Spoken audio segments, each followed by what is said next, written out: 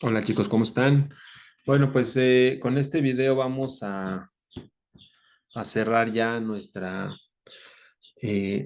intervenciones virtuales, ¿verdad? En esto que fueron como eh, una serie de experiencias audiovisuales, video, que se las subo yo a YouTube cada semana, pues con la intención de ir completando las explicaciones eh, que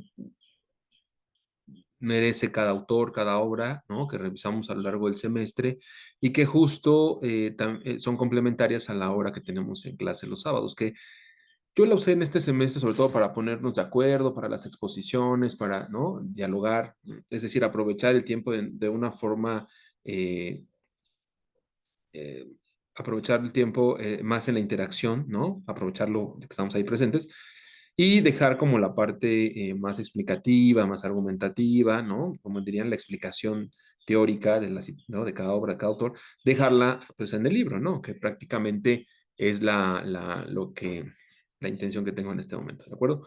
Bien,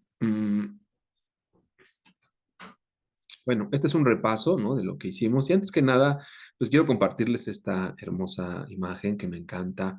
Es una alegoría, ¿no? Dice un misionero del mundo, ah, sí, como,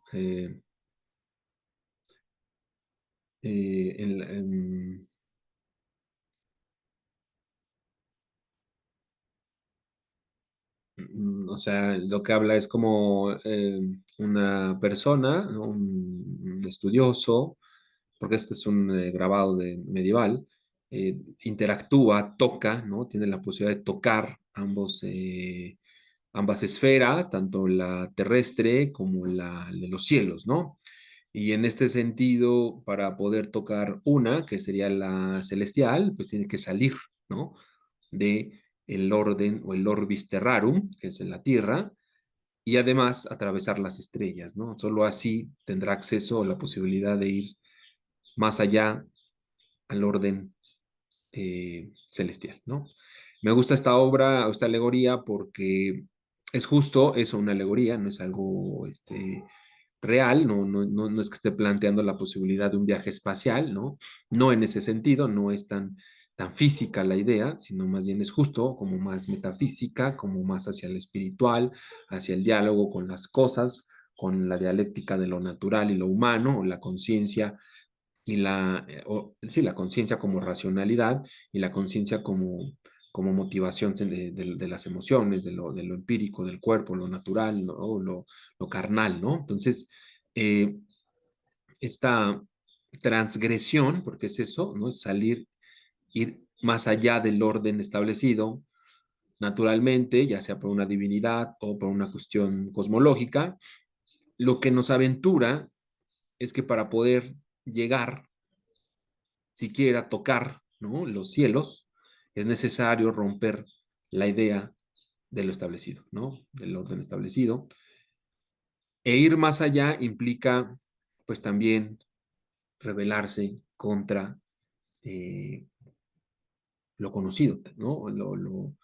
Eh, mm, o sea, la posibilidad de colocarse entre el cielo y la tierra, digamos, entre estas esferas, pues solo se puede lograr a partir del estudio, de la meditación, de la reflexión, ¿no? De la ciencia, en este caso, de la lectura, de la hermenéutica medieval, ¿no?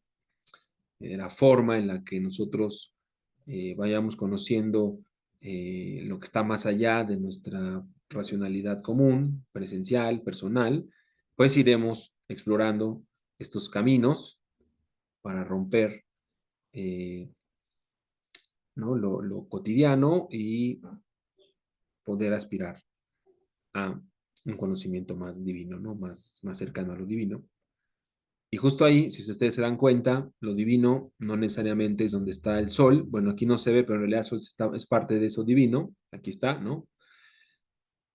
Y bueno, en términos generales, las transgresiones son filosóficas, sobre todo, ¿no? En ese sentido. Y en la parte de la historia, ¿no? Esta sería como una idea de romper lo establecido en la historia, ¿no? O sea, ¿cómo podemos romper la memoria oficial que se nos ha con la que se nos ha adoctrinado la idea del pasado, de lo nuestro, de la identidad, pues solo así, solo revisando los límites, encontrando las posibilidades de salir, ¿no? De ese adoctrinamiento oficialista, sobre todo en el discurso histórico, y eso nos dará como pauta para ver otras dimensiones dentro de la propia historia, otros relatos, otras formas, otras ficciones. Y justo, o sea, incluso podríamos encontrar episodios en la historia eh, donde pues las cosas se suceden desde otra narrativa e incluso desde otra lógica, ¿no? Y a lo mejor en vez de hablar de conquista, podríamos hablar de resistencias, ¿no? Podríamos hablar de revoluciones, podríamos hablar incluso de eh, contrahistorias, ¿no? Historias a contrapelo, diría el maestro, eh, no me acuerdo cómo se llama el maestro que dice la historia a contrapelo. Benjamin White, no, Benjamin, el maestro Benjamin, Walter Benjamin, perdón, el maestro Walter Benjamin diría justo que hay que hacer historia a contrapelo, es decir, ¿no? Quitar toda la mareja de historia documentada, positivista, sobre todo diplomática o católica, ¿no? Quitarla y quitarle todo eso al caballo e ir en contra de la idea de la teleología de la historia, es decir, contra el destino, contra la idea de una historia plana, horizontal, que solo tiene un devenir, o sea, es decir, solo tiene un camino hacia nosotros y una explicación. Dice, hay que quitarle al caballo, ¿no?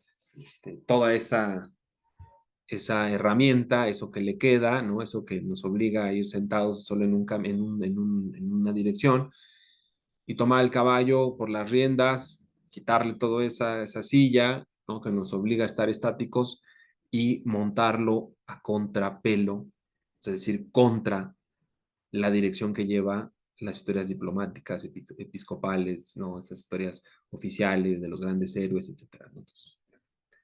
E imaginarlo de esta forma, para mí es una alegoría como la que ven aquí, ¿no? O sea, es romper el esquema nos llevaría a conocer otras realidades, ¿no?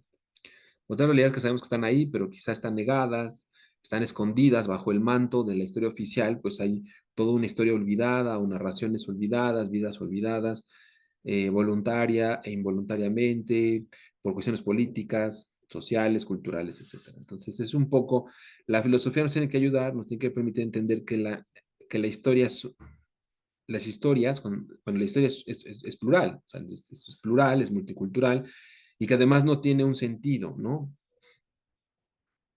Tiene muchos, y tiene muchas historias, es pluricultural, en fin, ¿no? Tiene muchas narrativas, muchas voces, muchos sujetos.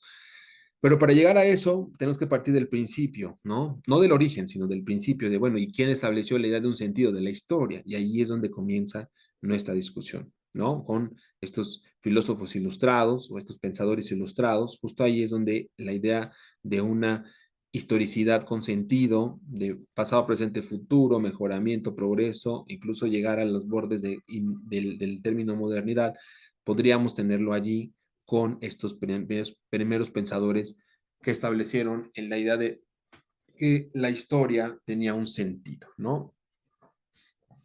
Bueno, espero que les haya gustado mi imagen, me encanta, ¿no? Yo adoro esta imagen y bueno, vamos a ver la historia con un sentido. ¿Dónde surge toda esta idea?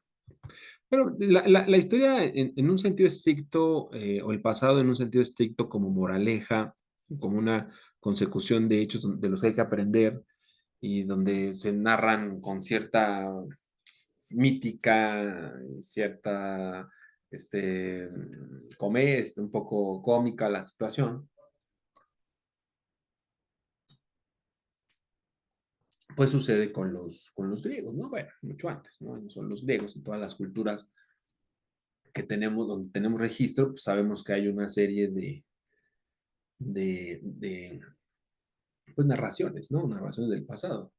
Y ninguna, o sea, hoy en día, después de estudiar a White, ¿no? que no lo vamos a ver aquí justamente, lo vimos en algunas exposiciones, no todos se expusieron a White, pues vamos a ver que al final todas las historias son relatos, ¿no? Relatos con imaginación que bien podrían pasar como ficciones, ¿no? Pero bueno,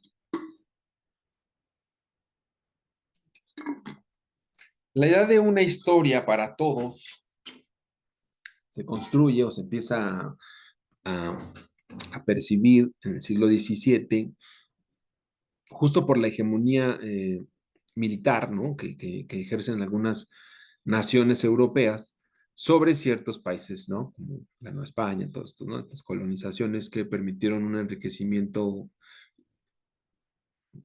extraordinario, ¿no? Con niveles de extracción de todo tipo. Um, y esto permitió también que generaran ciertas burbujas sociales donde van a crecer algunos personajes que se pueden mantener de lo que hoy llamaríamos tareas intelectuales, ¿no? Esto es muy marxista, obviamente, lo que estoy diciendo, pero bueno.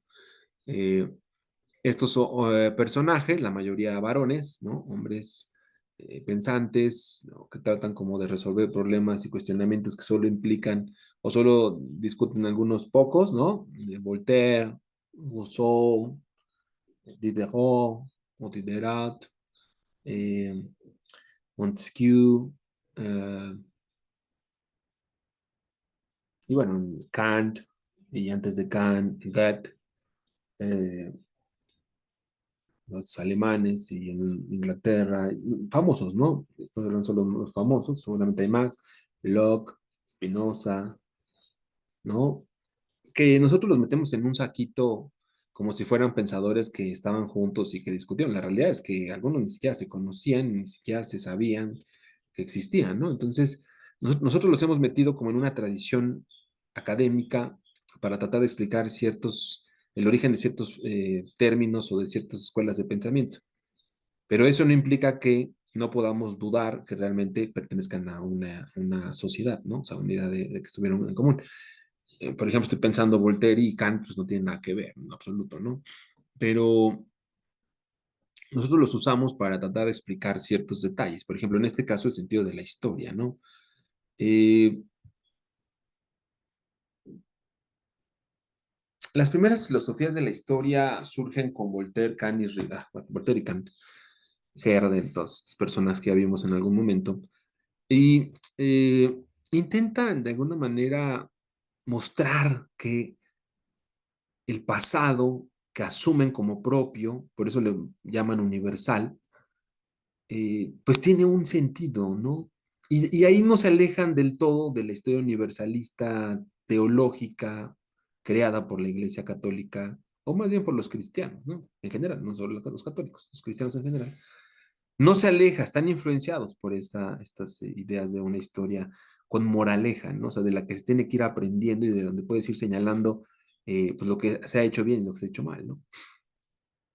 Pero además, también esta idea de lo teológico, se está hablando de una idea con destino, el destino divino, ya de alguna manera materializado a partir de una conciencia de que existe una entidad que mueve todos los hilos, ¿no? Bueno, esta influencia que sí van a tener estos personajes, porque muchos de ellos, pues, o estudiaron en estas escuelas católicas, bueno, cristianas, o con cierta influencia cristiana, o pues sus maestros fueron directamente, o ellos mismos son egresados de estas universidades cristianas, ¿no? Bueno, el punto es que la influencia de lo universal recae en la idea del hombre como hijo de Dios que habita la tierra, sin importar color, lengua, imagen, tata, ¿no? Bueno, eso lo decimos en el discurso. Pero lo que ellos van a anteponer como superioridad es la moral, más que la parte superficial, ¿no? Porque de hecho muchos de ellos no creen en la superficialidad, ¿no? Y ahí es donde yo me pongo a la idea de que, ¿cómo dice? Me dijo hace poquito un profe que, por cierto, quiero que ustedes no repitan ese enorme error. Fondo es forma. No, no, no, no, eso es una aberración filosófica, ¿no? Fondo y forma son cosas que incluso pertenecen como a categorías completamente diferentes, así que no. En este sentido, la idea de la imagen a semejanza de Dios implica pues que la estética, ¿no? La idea de cómo concebimos lo que vemos, lo que percibimos, pues no necesariamente era el valor que tenían las personas en la sociedad. Es decir, no importaba si eras blanco, prieto, moreno, azul, morado, O sea, a él lo que importaba en esta estratificación social de su época, pues en principio eran los títulos, ¿no? O sea, así estaba estructurada de manera ennoblecida, ¿no? A través de títulos nobiliarios. Pero también entraba en la parte de la filosofía o en el pensamiento occidental eh, estas cuestiones que establecieron como principios teológicos, ¿no? Que es el hombre es uno solo, ¿no? Distribuido a través de, y ahí viene la historia bíblica, ¿cómo le llaman? Bueno, dividido, repartido, eh, por situaciones como caravanas, ¿no? Pues, apariciones de ángeles, etcétera, ¿no? Que hicieron que unos fueran para acá, otros para allá, los hijos de Caín, los hijos de no sé qué, ¿no? Bueno, pero al final, la historia teológica acepta que el hombre, y digo hombre como varón, el hombre es uno solo, ¿no? O sea, es uno solo y que el único camino que debe regresar, el famoso eterno retorno, es a Dios, ¿no? A Dios y el paraíso eterno y todas estas promesas, ¿no? Esa influencia teológica de una historia con destino, una historia destinada a concluir con la moraleja de todos tenemos que ser buenos para ir al cielo. Estoy simplificando, obviamente tiene una complejidad y cualquier persona bien estudiada, llámese cristiano, judío, incluso algún musulmán, podría decir que lo estoy simplificando de forma grotesca. Pero bueno, es porque no es clase de teología, es clase de filosofía de la historia. Quiero que me entiendan cómo la influencia va a llevar justo a estos personajes, ¿no? Cómo a colocar un sentido de la historia, ¿no? O sea, la historia con moraleja quizá ya no es esa historia teológica, ¿no? De un destino con una promesa o la eterna promesa de llegar al cielo contra el jardín del Edén, etcétera, sino que es este mismo sentido moral, pero del hombre que si se despoja de todos estos valores teológicos, no se puede despojar de la idea de hombre mismo, católico, cristiano,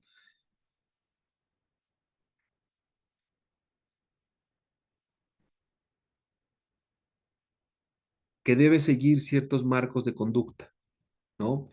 Marcos de conducta como casarse, hablar adecuadamente, es decir, esta idea de la moral cortesana que tiene una influencia teológica muy fuerte, eh, para ellos se convierte como en el paradigma del destino, o sea, la sociedad, no hablan de sociedades, los hombres deben de convertirse en eso, en sujetos,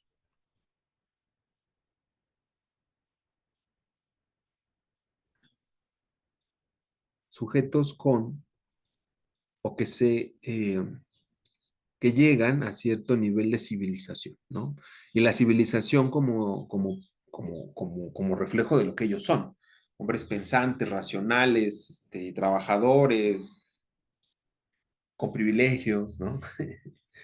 Sí, sí, sí, sí, a mí no me diga que Candy, Voltaire y Ricardo, no, Ricardo no entra aquí, según, pero bueno, no tienen privilegios, por supuesto que los tenían, ya les dije, para que hubiese un grupo social, llámese rico, pobre, que esté dedicado a las tareas intelectuales, es porque hay otro grupo, ¿no? Que está generando esa riqueza, esa posibilidad, ¿no? De tener gente becada, entre comillas, ¿no? Haciendo libros y estudiando el pensamiento y el conocimiento. Bueno, entonces, eh, llegar a esta conclusión, ¿no? De que el hombre debe de cumplir cierta moraleja o cierto punto moral, pues también nos implica que eh, se asume la historia del hombre, se asume una historia del hombre, ¿no?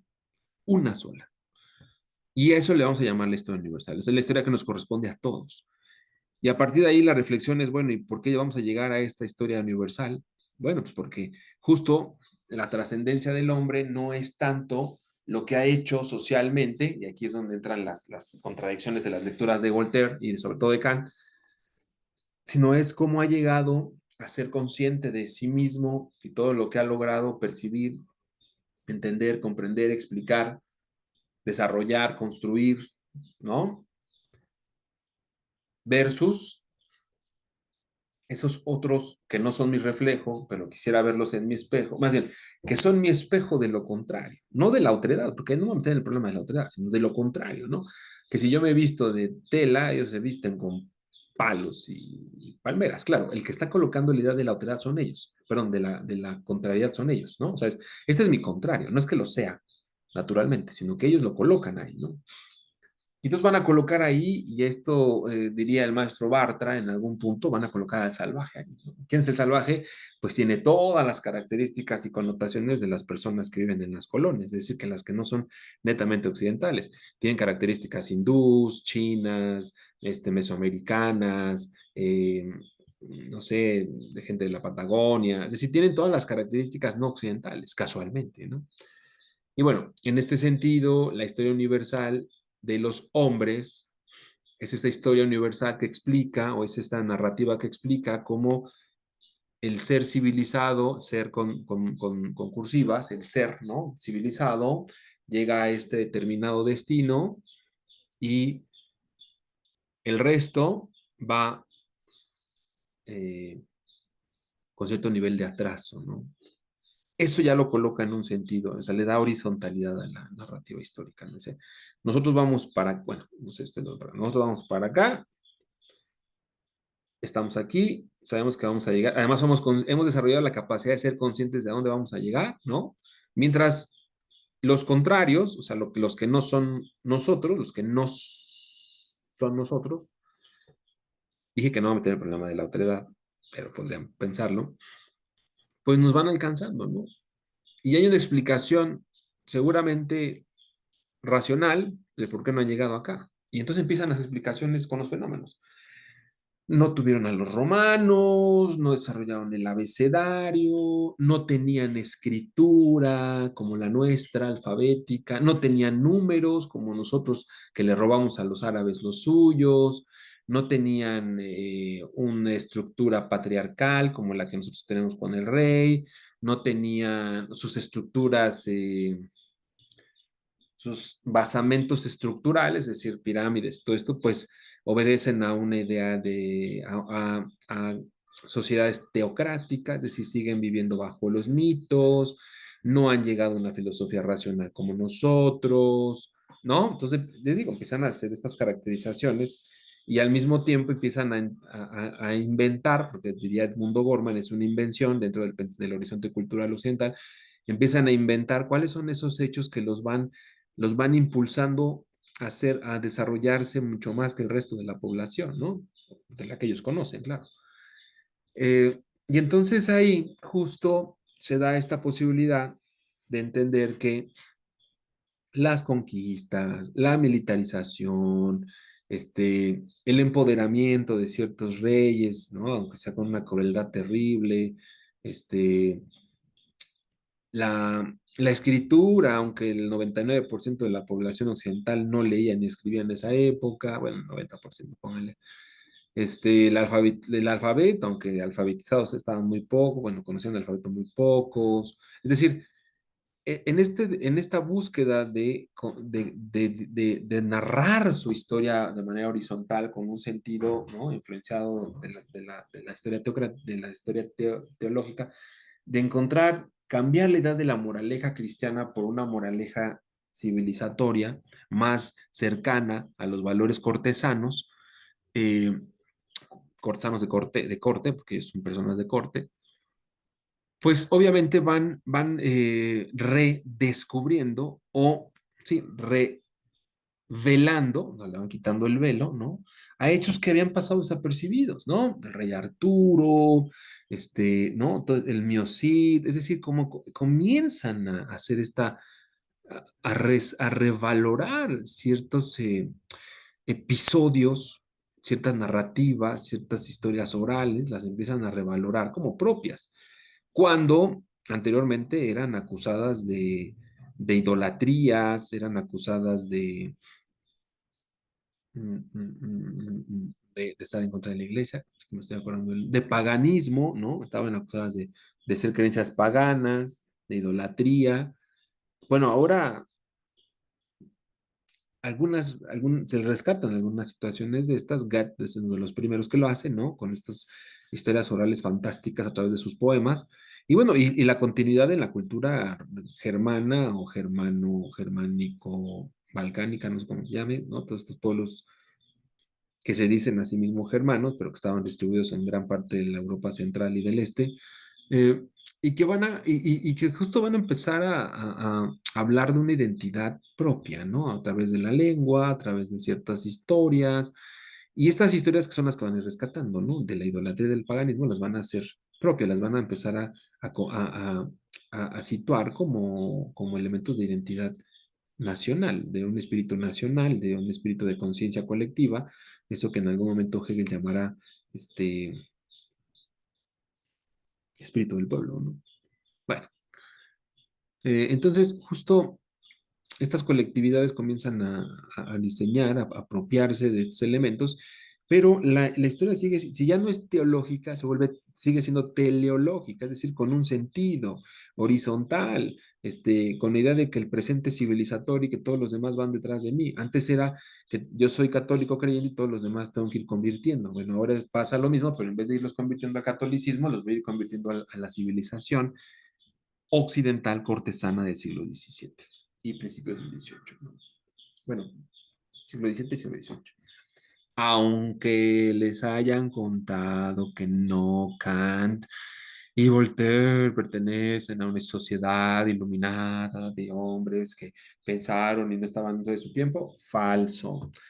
Eran parte de su tiempo y fomentaban valores occidentales cortesanos, porque pertenecían a cortes de estas personajes, muchos de ellos, la mayoría con títulos nobiliarios, aunque no fueran ricos, y de ahí que le dieron la entrada a algunas personas de las estructuras burguesas, pero eso es otro cuento. En fin, a esos círculos pertenece Kant y Voltaire, por favor, y Montesquieu y Rousseau y todos ellos. Si alguien dice que no, no es historiador, hay que invitarlo a que lea, ¿no? No todo lo que... A ver, y esta es la otra parte, ¿no? Con esto voy a empezar a convertir. Es muy gracioso que hoy en día haya gente que diga que se puede escribir historia, se puede hacer historia a partir de la filosofía. No es que esté mal, pero la historia necesita hoy en día necesita una evidencia, un recurso, algo un soporte, ¿no? Que nos diga, pues, de dónde estamos sacando esta información. En esta época, pues, no había eso, o sea, ni siquiera tenían esta idea, maravilloso. Y entonces, estos hombres que hacen filosofía de la historia, ninguno de ellos hizo historia de archivo, por ejemplo. O sea, ninguno de ellos consultaba archivos, diarios, biografías. No, o sea, la filosofía de la historia era como este trabajo reflexivo, especulativo, ¿no? A eso vamos a llamar las primeras acercamientos de filosofía. Ya dije dónde surge la idea del sentido teleológico, ¿no? De dónde viene influenciado. Bueno. Kant dice, propuso una visión secular y crítica de la historia, ¿no? De esta manera de que hay que dudar de lo que leemos y proponer otras cosas, centrándose en la razón y el progreso humano.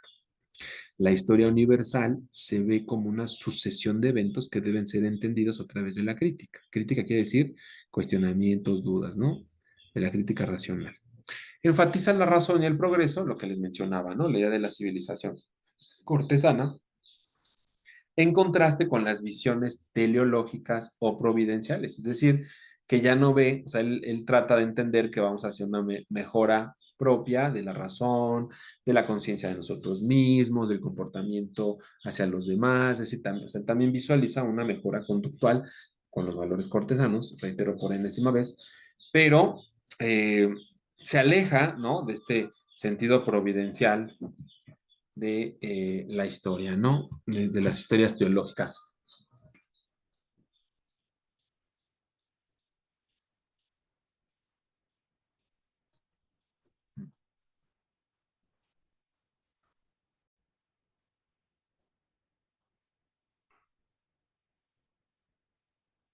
Mamá, te están marcando.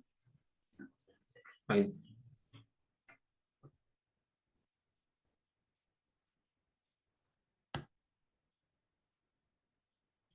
perdón. Ya. Entonces, y bueno, y decía entonces, Voltaire, ¿no? Justo sitúa la idea de la humanidad como una propia, como todos somos iguales, si es que vamos en el mismo camino de la razón y el progreso, si es que, ¿no? Porque si no, entonces no estamos guiándonos por la razón, estamos cayendo pues, justo en estos eh, retrocesos, ¿no? Y bueno, ese es Voltaire y obviamente sus críticas, como decía, pues son a todas las características de lo que no es occidental, ¿de acuerdo? Bueno, Kant Kant dice, la historia universal es como el desarrollo de la humanidad hacia una sociedad más racional y moral, ¿no? Moral en el sentido que ya lo he dicho muchas veces, valores propios, ¿no? Y la historia es un proceso teleológico guiado por principios racionales. Kant comparte con Voltaire el enfoque en la razón, pero introduce una teleología moral ausente en Voltaire. Es decir, mientras que Voltaire lo ve como si fuera algo natural, ¿no? Vamos hacia allá. Kant dice, hay que establecer esos valores morales, ¿no? Sigue siendo una influencia teológica, sigue siendo una historia teológica donde los valores, los principios, pues son del buen comportamiento, todos tenemos que irnos al cielo, bueno, eso ya queda fuera, pero lo retoman ellos a partir de estos valores de la sociedad en la que viven y les reitero, ¿no? Esa sociedad, este marco de reglas, normas que ellos respetan, que ellos siguen y que, sin lugar a dudas, pues son cortesanos, ¿de acuerdo? Ricker, dos siglos después, escribe lo siguiente. Dice, Ricker aborda la historia desde una perspectiva hermenéutica y crítica, es decir, a partir de la lectura, ¿no? O sea, la reflexión de la lectura, destacando la importancia de la interpretación y la narrativa en la comprensión histórica. Es decir, lo que Ricker hace justo, ¿no? No es hablar de hechos, porque dice, esto es imposible, porque la historia no habla de hechos, la historia relata los hechos, construye los hechos a partir de un relato, ¿no? Y la historia universal es una construcción interpretativa que requiere un análisis crítico. O sea, ahí es donde Ricker dice, pues es que toda historia debe ser sometida a dudas, ¿no? A cuestionamientos, pero más que buscar la verdad, lo que debemos buscar, cuál es el sentido, cuál es la intención de estos relatos, ¿no? Eso es un poco lo que nos invita a Ricker, porque justo ahí, desde una mirada quizás tan nietzscheana, podríamos encontrar que las intenciones es justo develar una verdad, ¿no? O convencer a la gente de una cierta verdad, ¿no?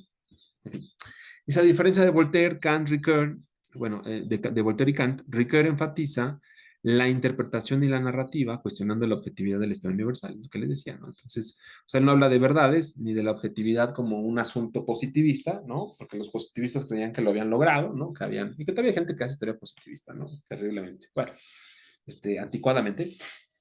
Eh, pero que sí nos deja de alguna manera pues esta duda, ¿no? De, bueno, ¿y qué es la historia? Pues la historia no es algo de verdad. ¿Cómo? Pues no, al final todo está sometido a un discurso, a una narrativa con intenciones, intereses, incluso hasta cuestiones como de engendrar desconocimientos, ¿no? O sea, si de pronto, no lo dudo, alguien llega y me dice que la independencia de México en realidad fue diseñada y pensada por una mujer, pues yo diría quizá, ¿no? Porque además, no sé si la idea de mujer que tenemos hoy en día nos permita decir que, o sea, nos permita imponerle nuestra idea de mujer a un sujeto del siglo XIX, de principio del siglo XIX. Sí me voy, o sea, es yo lo primero que pondría en duda, ¿no? Pero la otra es que ya están dando estos procesos, ¿no? Donde pronto dicen, no, Miguel Hidalgo no es el padre de la patria, más bien personaje tal, es la madre de la patria, ¿no?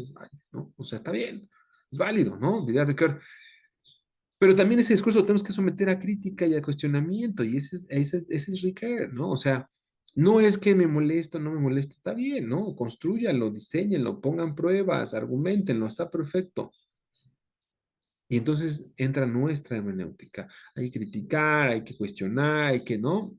Conciliar conceptos, hay que construir una red, una malla conceptual que lo explique, ¿no? Porque si de pronto me dices eso, y al final no, bueno, pero es que este, hay que darle la atribución a la quinta, sexta esposa de Hidalgo, porque el objetivo es rescatar el papel de las mujeres en la independencia, yo lo puedo cuestionar abiertamente sin que esto se me tome a mal, ¿no? O sea, no es que esté en contra de algún tipo de género, sino que justo que lo que nos dice es hay que cuestionar el relato, no las cuestiones de género, no las cuestiones, ¿no? De, de la etnia o de la lengua, no, sino el relato mismo, cómo se construye el relato, ¿no? Sí, sí, sí me voy explicando por ahí. Bueno, espero que sí. Bien. Bueno, luego viene Herder, que lo vimos hasta el cansancio, que dije, ay, no, ya tuve que hacer hasta dos videos, porque de verdad se me hace un exceso, lo dije desde el principio, se me hace un exceso que haya tantas lecturas de Herder en el programa, pero bueno. Dice, propone una visión histórica en el desarrollo cultural y nacional de los pueblos. La historia es el producto de la evolución de las culturas individuales y se centra en el desarrollo cultural en lugar de una narrativa universal y teleológica. Así lo que hace Herder justo es como partir, ¿no? Y darse cuenta que las diferencias marcadas por estos otros personajes de la ilustración, pues lo único que están visualizando o haciendo visible es otro tipo de culturas, ¿no? La china, la hindú, ¿no? Y la convivencia y la colonización, pues no solo va a permitir condenar la pertenencia a otras culturas, sino como en el caso de Herder, les va a permitir retomarlas y plantear la posibilidad de que están en un entramado histórico diferente, ¿no?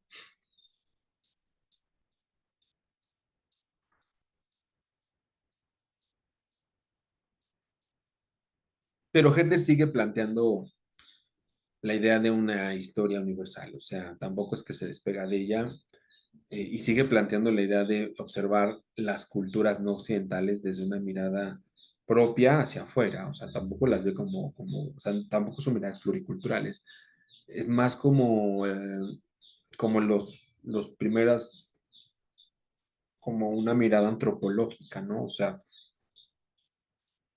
te observo y me apropio de de lo que haces para explicar por qué no somos como, o sea, por qué no nos ponemos máscaras de viejitos para bailar.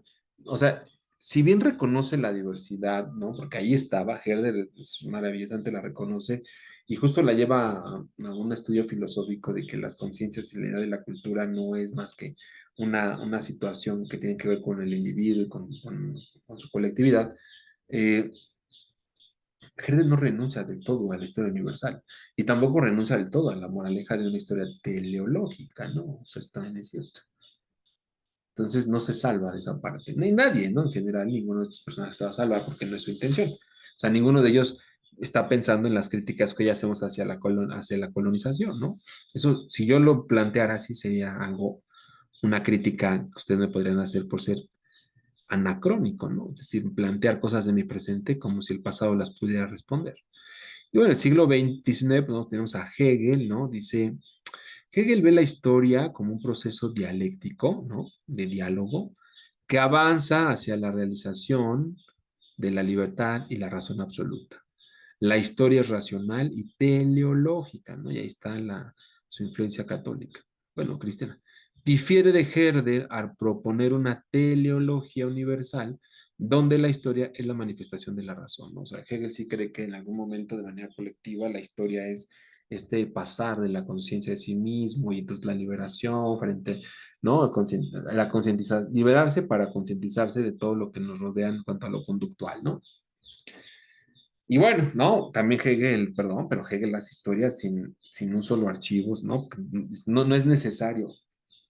Híjole, no, a lo mejor la idea de lo dialéctico nos funciona, aprende, porque el marxismo le dio un lugar preferencial en su metodología, pero desde una mirada de Ricoeur, o sea, hay muchísimo que dudar y criticar y cuestionar a la lectura de Hegel, ¿no? Yo se las recomiendo, hagan una hermenéutica real de Hegel, no, no me vengan a decir que lo que dice es correcto y verdadero, por favor, ¿de acuerdo?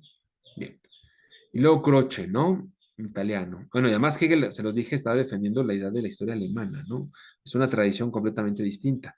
Croce, italiano, otra mirada de la historia. Dice, sostiene que toda historia es contemporánea, es decir, la historia se entiende en relación con el presente. La historia es una construcción intelectual que refleja las preocupaciones actuales. Se enfoca en la relevancia presente de la historia, contrastando con las visiones más teleológicas de Hegel y Herder. O sea, al final, ahí sí Croce rompe por completo con la teleología y dice, no, porque el individuo tiene su propia historicidad. O sea, Croce está aperturando lo que le llamamos, vamos a llamar en algún momento el historicismo eh, filosófico, histórico, ¿no? O sea, el sujeto presente tiene una mirada del pasado influenciada absolutamente por su entorno, ¿no? Y así hay como, o sea, no solo es el sujeto presente, también así hay que estudiar el sujeto del pasado, ¿no? Como que tuvo un presente ahí, presente en tiempo. Y Collingwood, ¿no? Plantea que la historia es una construcción del pensamiento pasado mediante la imaginación histórica, ¿no? Está la idea de imaginación. La historia es un proceso interpretativo, ¿no? Ahí coloca, pues justo la dedo en la llaga, porque dice, no puede haber una historia universal, sino que más bien hay una propuesta de historia universal que ha interpretado de una manera, ¿no? La consecución de hechos, pero esa es una. Nosotros podemos diseñar otra para darle un sentido diferente, sobre todo en la parte nacional, ¿no? Nacionalista. Dice, similar a Ricoeur, Collingwood enfatiza la interpretación, diferenciándose de las visiones teleológicas de Hegel y las culturales de Herder, ¿no? Al final, lo que está diciendo Collingwood, que se avecina por completo el historicismo y que además es británico, justo está diciendo eso, ¿no? O sea, a ver, si nosotros no ideamos que la historia es una de muchas interpretaciones, entonces no nos damos la posibilidad de que el pasado sea nuestro y sea libre. Al contrario, nos quedamos con la idea de que el pasado es un adoctrinamiento y no hay forma más que de pensar una sola historia, ¿no? Collingwood hace esa apertura desde la crítica, ¿no? Y bueno, viene Gadamer, que para serles honesto, no sé qué hace en filosofía de la ciencia, la historia, pero bueno. Dice, introduce la hermenéutica filosófica maravillosamente, se lo puse en el video pasado, ¿no? Enfocándose en la interpretación y comprensión del sentido histórico.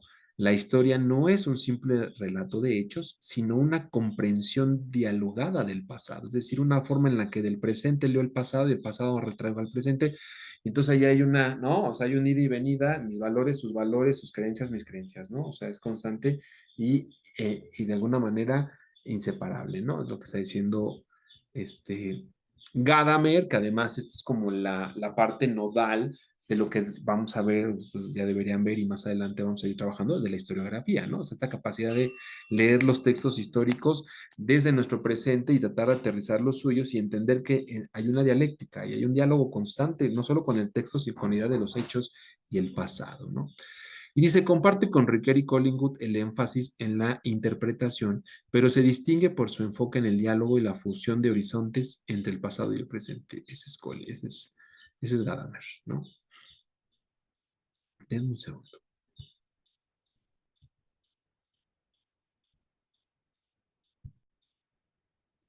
Bueno, entonces, justo ya con eso voy a concluir. Miren, la idea de la filosofía de la historia, ¿no? Ustedes expusieron maravillosamente Marx, Foucault, algunos, de Latinoamérica, Galeano, ¿no? En algunos fue también ay, ¿cómo se llama esta historia? Este filósofo. Bueno, eh, la idea justo de la filosofía de la historia es plantearnos, y lo había dicho desde hace varios videos, como en una superposición, o sea, me refiero como arriba, ¿no? ¿No?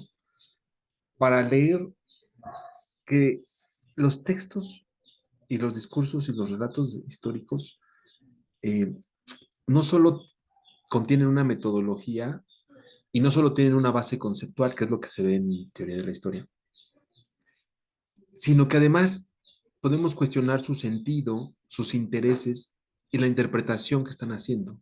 Es decir, como si nos subiéramos como en este supernivel, ¿no? 3 niveles arriba del texto, y lográramos entender, primero, que nosotros somos sujetos, perdón, que nosotros somos sujetos que cargamos con toda una serie de creencias, valores, proposiciones, etcétera, nuestra subjetividad, ¿no?